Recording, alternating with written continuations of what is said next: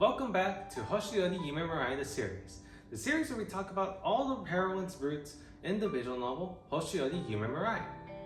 So, we finally made it to the final 3 episodes. It's been a long ride coming, but I thank you guys so much for following me along this ride, if you have been following me along this ride. So, without further ado, let's just get started with the route. Let's talk about the docile transfer student, Touko Yukimura.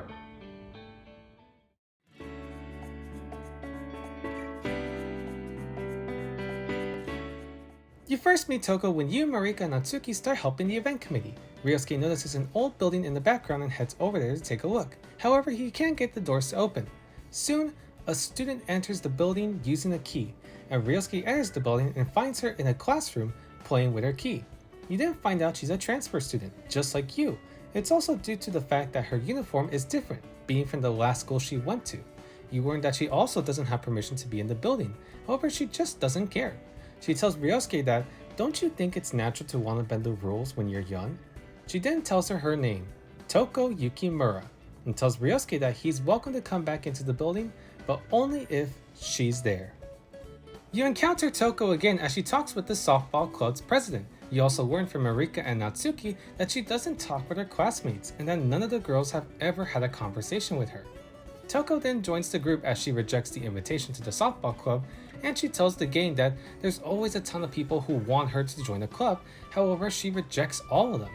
As she talks to the group, she always looks back at the old building. Her face itself looks sad as she looks back at it. In another encounter with Touko, you see her just walking around aimlessly. You learn that she doesn't have any friends at all, jokingly saying that if the people she says hi to count as friends. You both exchange contact info and later find out that she's barely ever used her phone, only for calls for her family, and that she's really bad at using it as well.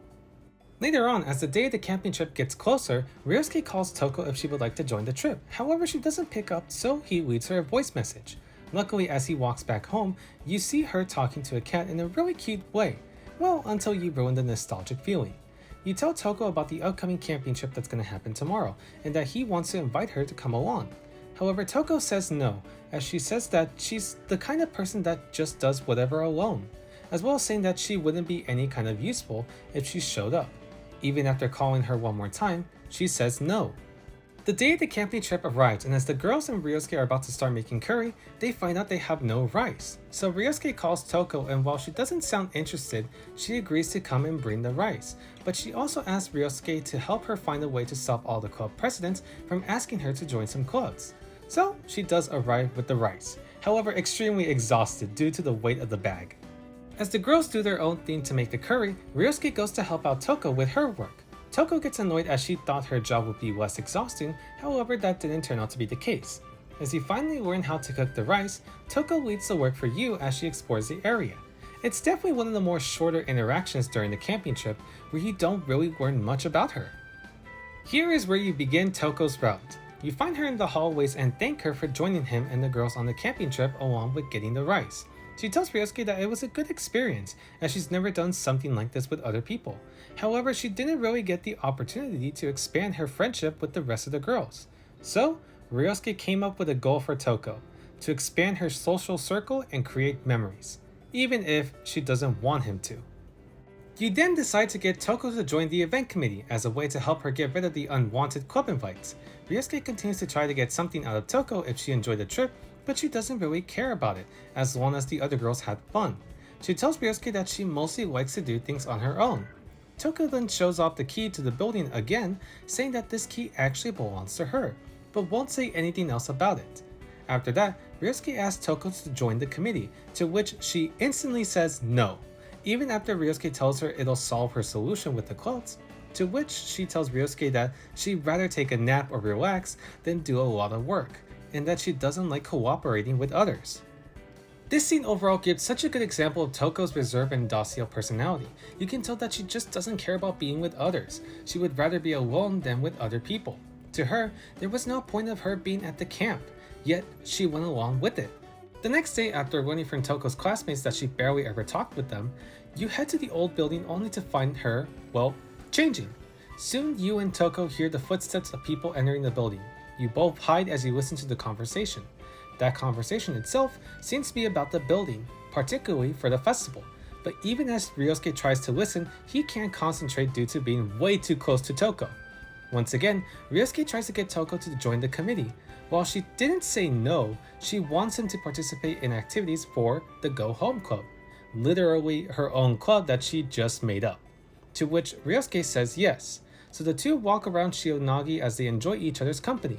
However, even asking Touko again about the committee, she still says no. Another day continues. Touko tosses away an almost finished drawing, to which she says, "I just don't want it to let it keep existing." She loses interest in things easily. Ryosuke leaves her alone as he goes back to work, but after an encouraging message from Natsuki, he tries his best to convince Touko to join the committee again. After returning to Touko, Ryosuke continues to teach her how to use her phone. You still have to realize that she doesn't know how to use her phone well. As Ryosuke returns home and prepares for bed, Natsuki sends him a picture of Touko and revealing to him how he's secretly hiding the fact that he's starting to have feelings for Touko, to which she cheers him on. He soon realizes that he does actually like her. So now, how will he tell her his feelings? Soon, Ryosuke tells Touko that the people that came into the building was because they'll soon be opening up the building for the festival for specific classes, which upsets Touko as the place won't be a secret anymore. There's no other way for her to fight this. So Ryosuke will try to fix this to allow Touko to roam free in the building again. Even as he struggles with his feelings for her, after talking with his friends, he somewhat has an idea. Ryosuke soon asks Touko to join him and take charge of the building together. She soon asks why. And Ryosuke tells her because he likes her. He wants to protect her special place. However, she deflects it. Even after being persistent, she still continues to deflect his confession to her. He asks why she's doing this, but she says the same thing to him. She believes that the relationship right now is fine. Why add more worry? For her, it's a big problem. Touko wants to live a carefree life. She doesn't want to worry about others.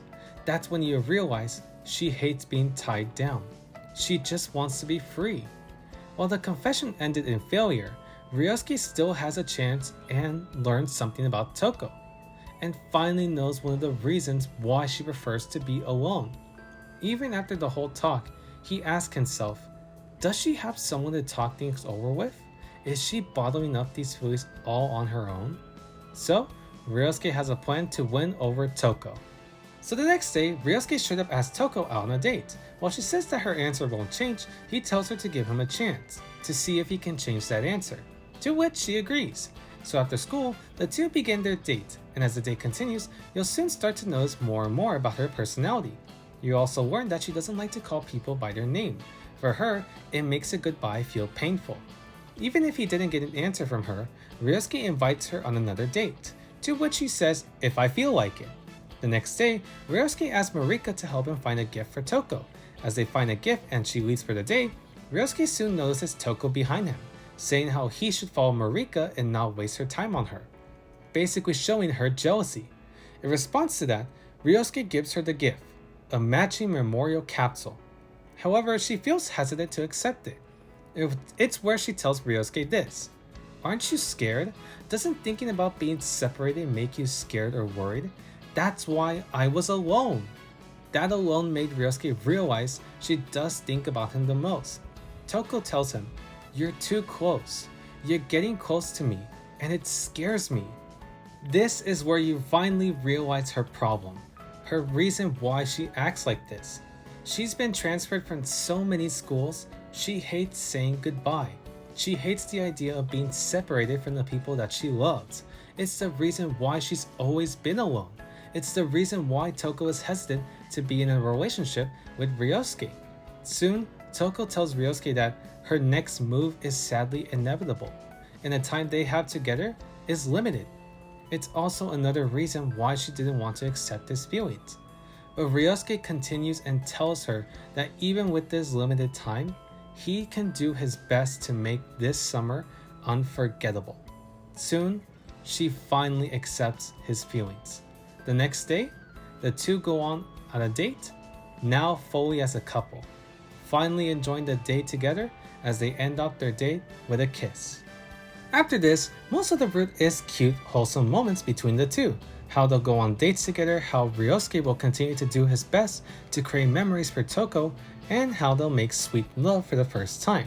But you also see Ryosuke trying to support Touko with her future, especially on what career she should be focusing on, as she doesn't know what to focus for the future. But of course, not everything is going to be wholesome, as we slowly soon make our way toward the drama of the route. A few days later, Touko doesn't appear in the building. Even after Ryosuke continues to call and text her, he gets no response and continues to grow nervous. That's when Ryosuke finally realizes why. She's leaving Shionagi at the end of August. He finally sees her again at the building, leading to Touko telling him that she doesn't know what to do now. However, Touko tells Ryosuke the worst thing she could possibly say. This might be time to call it quits, meaning that they should break up before she leaves. She'd rather end things off before the festival, but Ryosuke refuses to end this. He already told her that he loves her, so now he asks her, does she love him back? Does she want to continue with this? Her response, she does. She feels lonely without him, but she's scared of leaving him. She hates goodbyes, but they're inevitable for her. So, just like before, Ryosuke will continue to cherish their time together as the moving date slowly arrives.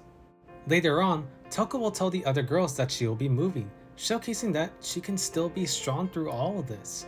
As they continue talking, a fellow student finds something within the storage closets of the building. A plastic hard case with a handle that's been sealed with duct tape. It's a lighter box, but definitely has something inside it. Ryosuke believes it's a time capsule due to some faded text. Touko and Ryosuke decide to leave it as it is for now, however the handle breaks and letters in a cardstock pours out. The date of these letters, 25 years ago. Ryosuke decides to put it all back, however one catches of interest to him after Touko looks at it specifically. But Suichi calls him before he could take a look at it, but as he puts them away, Touko disappears.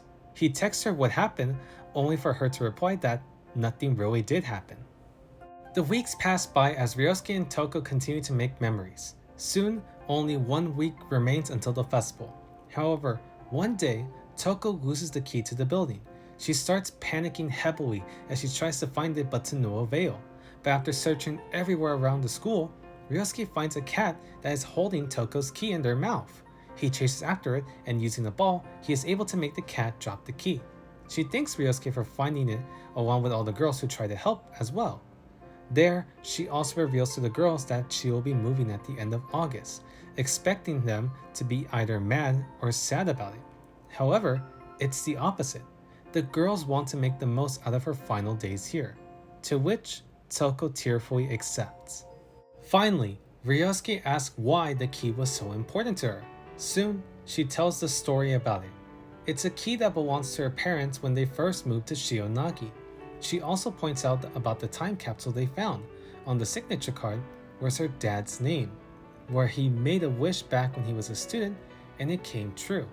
It's also one of the reasons why Touko always moved from place to place. For Touko, she didn't want to ruin her dad's dream. She loves her family so much, she doesn't want to be selfish to them. If you think about it, she never really gave up. In reality, she accepted it and acted like it was normal. It's one of the reasons why she never really had a dream to focus on, because she was always moving around.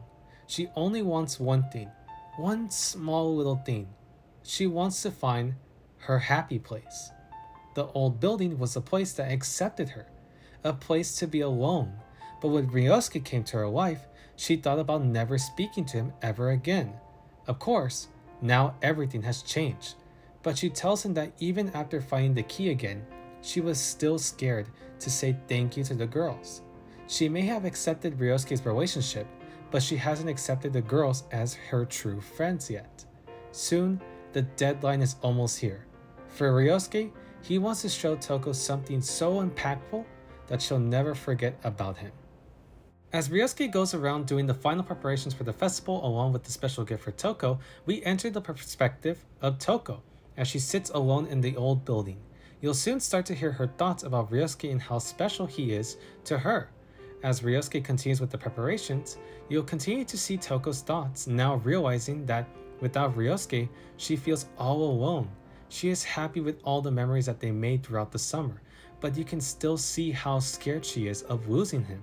Even if Ryosuke is trying to call Touko, she's scared to pick up the call because she doesn't want to forget his sweet voice. As the deadline is approaching, she continues to grow scared about losing him. She wants to be able to tell him her true feelings. The day of the festival finally arrives and Touko's special gift is ready. However, Touko is nowhere to be found. She finally does arrive and the two go on to explore the festival and the clubs that are showcasing. Touko still looks really sad even after visiting the Astronomy and Naturalist Club. She soon reveals that she feels like she's been a burden to him, how that they'll never see each other again in the next semester. In order to stop her pain, she wants to go back to how it was before, when the two were just friends. Ryosuke realizes that this is what she means when she leaves all these memories behind her. Everything that they've known about Touko will reside in the old building. She knows about the promise that they've made, but she's still scared of leaving Ryosuke behind. So Ryosuke asks her to rethink the answer once he shows her his gift. Touko wants to untie the memories they made, so it's only best if Ryosuke tightly ties that tie together so that it'll never untie again. Soon, as Touko makes her way to the meeting spot, Ryosuke reveals his gift for her. A bamboo display that is filled with countless tanzaku tied to it. The tanzaku all have wishes for Touko, from students from her class to club members. Even the girls made wishes for Touko, all showcasing how important she is to them. They're symbols of her connections with everyone, symbols that show her that she belongs here. Even if she's gone, the girls and Ryosuke will never forget her. Soon, she finally tells Ryosuke that she loves him. The next day, Touko tells Ryosuke that she's going to tell her parents that she wants to stay here. Knowing that she can live with her grandparents, she might have a chance. The following day, her parents allow her to stay in Shionagi, with Touko happily excited as Ryosuke smiles with joy about the reveal. Soon, the days pass by. Those days turn into months, and soon, a whole year. Ryosuke has been dating Touko for over a year now, and as they two chat on the rooftops of the school, the festival soon approaches, and Touko finds another bamboo display just like the gift Ryosuke gave her. Intending to be the first person to place a tanzaku on it, instead of placing a piece of paper on it, she places the key to the old school building, as it was torn down. Her school arc ends with Touko now happily enjoying her life, as she now has a place to call home. Before we move on to the after story, I wanted to point out something quite amazing and honestly shocking. So, believe it or not, you can get a bad ending to Touko's route. What? It's the only bad ending you can get in the entire story, and I never knew about this. Not until I was getting all the achievements on the PlayStation 4 version of Hoshi Ori Converted Edition, and I was just shocked by this discovery. Never in my life would I see that Hoshi Ori has a bad ending, knowing that this wholesome, relaxing, and heartwarming story has a bad ending. It just shocks me. The bad ending itself is honestly tear-jerking and emotional, as it shows the relationship of Ryosuke and Touko breaking apart as she leaves Shionagi with her parents, ending her route and returning us to the title screen. This made me cry. It's an ending that does not need to happen, but it could still happen either way. Touko doesn't deserve a bad ending. She's already been through so much. She doesn't deserve an ending like this. But thankfully, you can avoid it pretty easily. But it's quite insane to see a bad ending in Hoshi Ori. But that's what I love about visual novels though. It gives us new experiences, either bad or good. Whether we like it or not, these are experiences we have to at least try out. That alone can make the story even more emotional. Anyways, let's talk about the after story, shall we? The years have passed by. Touko and Ryosuke attended the same university after high school. Ryosuke continues to reach for his dream as an architect, while Touko, unexpectedly enough, applied to the English Literature department. The two are living together, and while they've experienced a few difficulties, the relationship is what kept them together. And as you continue reading the after story, you'll continue to see how strong, caring, and supportive both Ryosuke and Touko are with each other, but also we can see what Touko really wants to accomplish in her life, to find a dream that she's able to reach out and grab for. The route ends with Ryosuke and Touko planning their future ahead as they dream of having a family together. And soon, they finally get married, with Touko telling Ryosuke her dream, to support him and his dreams, to always walk beside him and treasure and protect his dream. He was able to make her wish come true, and now it's her turn to help him accomplish his dream. The credits roll as her ending song plays, that song being A Happy Place.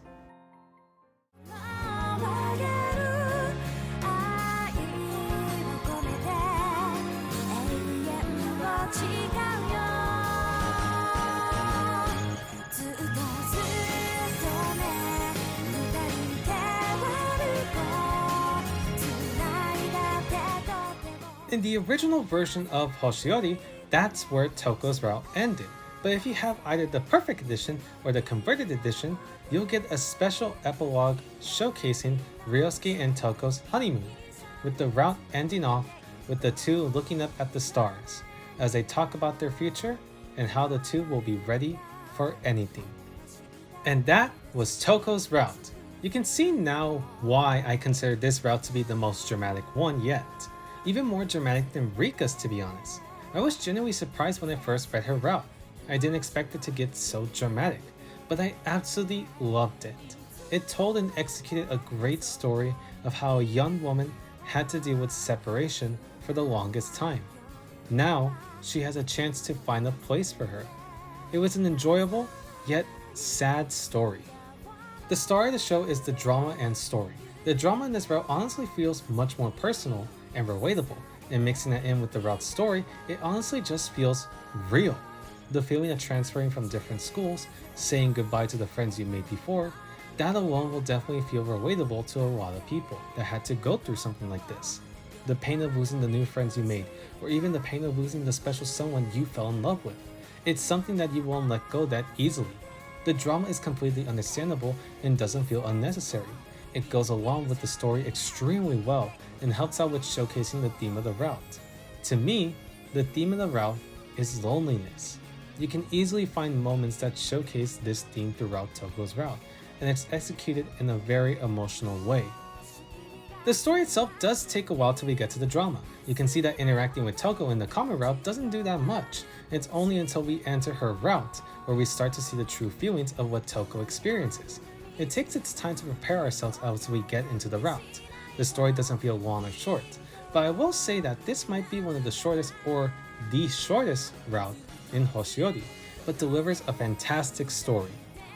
The opening and ending songs to Touko's route was amazing. Her ending song, A Happy Place by Duka, is phenomenal as it showcases the journey Touko had to go through to finally have a place to feel that she belongs there. A place where she can be loved and enjoy some quality time with friends. She finally found her happy place, and the ending song was the perfect choice to end her route. Touko's character really brings a lot of light to the story. This playful yet reserved person who just wants to be alone most of the time, you can tell this character isn't like the rest of the girls. But she has a great personality. She may be scared of leaving Shionagi, but she wants to be able to enjoy the limited time she has left. You can tell how caring she is to Ryosuke and the girls, even if she tries to brush it off. Touko's VA, Hatsumi Takada, did a phenomenal job with voicing Touko. She brought her playful personality to life and really made the emotional moments quite powerful.